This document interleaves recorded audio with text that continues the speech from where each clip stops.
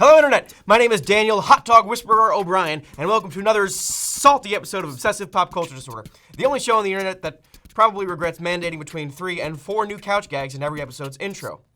Today's purple episode explores... Woohoo! Devotees will recall that I no longer have a boss ever since Crack's former editor-in-chief, Jack O'Brien, stepped down to focus on, quote, pursuing the real killer or killers, end quote, blah, blah, blah, whatever that means. Obviously, I'm thriving with the lack of oversight, which is why I'm dedicating an entire episode to the couldn't-be-more timely mystery of why the 90s abused Andie MacDowell so much. To wit!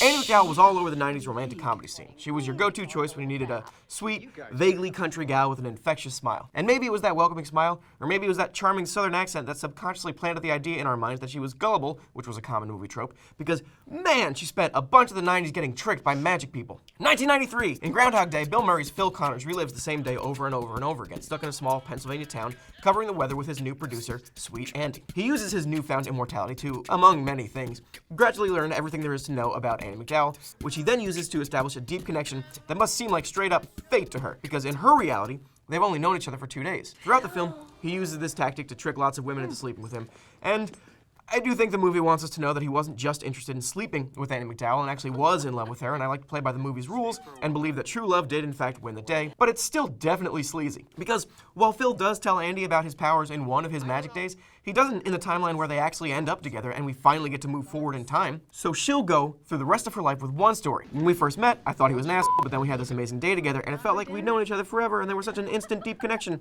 unlike anything I'd ever experienced. And he'll go through his life with another story. I was an asshole when we first met. And then again, for like 600 more days straight. And then after I'd slept with like 90% of women in Punxsutawney between 18 and 84, I spent, I don't know, 10,000 hours learning how to be the best at loving Andie MacDowell and also piano. It's never made explicit in the movie, but I almost definitely sexually assaulted her at some point, right? You'd assume so. If I killed myself multiple times and stole a groundhog and knowingly let people die, surely you'd have to conclude that I at least once forced myself on Andie MacDowell after I got sick of her rebuking my advances. Using my time powers to rape is still just extra steps rape, right? No reason to assume I wouldn't occasionally downgrade to regular rape. I'm clearly at rock bottom in the midpoint of this movie. Hard to think about, but it probably happened.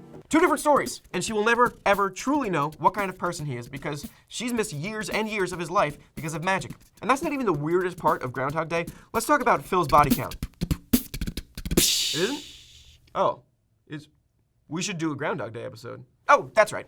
1996, Multiplicity is another 90s movie with Andie MacDowell as a cheerful and sweet and amazing woman. In this one, she's married to Michael Keaton in the role of a lifetime as 4 Michael Keatons. See, in that movie, Michael Keaton's character doesn't have enough time to do his job, love his wife, raise his kids, and make time for himself. So instead of talking to his wife, he clones himself twice, so he can be in multiple places at once. And then one of the clones makes a copy of a copy, so there ends up being 4 Michael Keatons running around, and this is my favorite movie of all time. By the end of the movie, he decides not quite that he'd rather live every minute of his life and not miss a moment, but rather that keeping 3 clones a secret is even more stressful than having a job and a family and trying to find time to golf or whatever. So he sends his clones away and spends more time with his wife. Of course, though, he never tells Andie MacDowell that he cloned himself and then sent the clones away, or that over the last few months, she could have been talking to any one of his clones instead of him, and she'll never know which one. And in fact, he never tells her that all 3 of his clones had one at a time sex with her in the same night. And to be clear, the movie makes it clear that once cloned, the clones sort of develop their own personality, so they're definitely not OG Michael Keats anymore. So Andie MacDowell is essentially having sex with 3 convincing facsimiles under the false pretext of them being her actual husband, and she'll never find out. Keaton just quietly learns a lesson and is like, Andie MacDowell, things are different. No, don't question anything that's been happening for the last several months, I'm better. And she's like, all right, in a soothing South Carolina accent.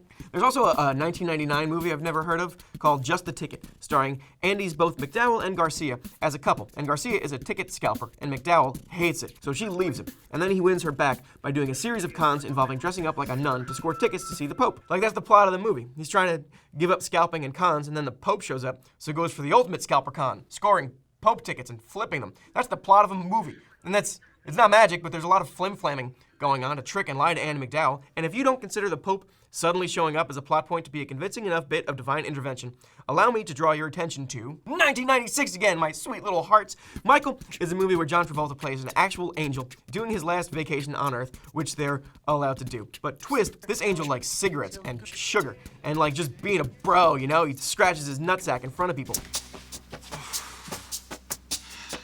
When word of an angel spreads, Andie MacDowell, William Hurt, and Robert Pastorelli, and a dog, I guess, are dispatched to cover him for their newspaper. They decide to take the angel to Chicago to really let loose for his last vacation. And then we learn that Michael, the angel's actual purpose on Earth, was to magically get Andie MacDowell and William Hurt's characters together romantically. That's right, God sent a mean angel to Earth to force a love connection on Andie MacDowell with sex icon William Hurt. Now, I don't want to take up too much time because I know this episode is supposed to be about magic in movies, but I need to take us through a detour with a brief but necessary aside on how food works in the movie Michael. When we first meet Michael, he's staying at the house of some lonely old woman in Iowa, and she is making breakfast for Michael and our heroes, and she asks William Hurt, how would he like his eggs? And he says, over easy. How would you like your eggs, Mr. Quinlan? Sparky's look good. Over easy! And then she gives him scrambled eggs, and it's never addressed. Gentlemen. They don't even zoom in on the eggs or make a joke about how she screwed up. Andie MacDowell also asks for over easy eggs and also gets scrambled. And how would you like your eggs, miss? Over easy would be just fine. He battled Lucifer and threw him out of heaven. And again, she doesn't say, hey, this is wrong, and doesn't shoot a knowing wink at William Hurt as if to say, this old woman is confused and crazy. It's never addressed. Then Robert Pastorelli asks for poached eggs, and I thought, poached, how are they gonna pull that off? They don't look anything like scrambled eggs. And then the old lady goes to the oven to somehow poach eggs on a dry frying pan, and then instead, she just f***ing dies.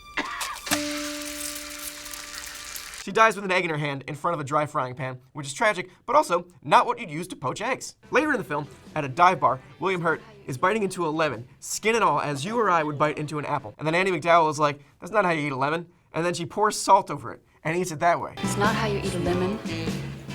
How do you eat a lemon? Cut it in half. Salt on it. That is how you eat it. That's how you eat a lemon. Oh, is this a rule? And because things come in threes, Michael caps them all off by saying, neither of you know how to eat a lemon. This is the right way. Then he puts the lemon into a glass of water, adds lots of sugar, and leaves. All you need is love. Hello, ladies. This never gets resolved. We never learn the right way to eat a f***ing lemon after this sluggish parade of wrong ways, and the viewer has no choice but to conclude that everyone involved in the movie is an alien. End of brief but necessary aside. What am I trying to say about the insanely specific trend of Andie MacDowell being romantically tricked via magic throughout the 90s?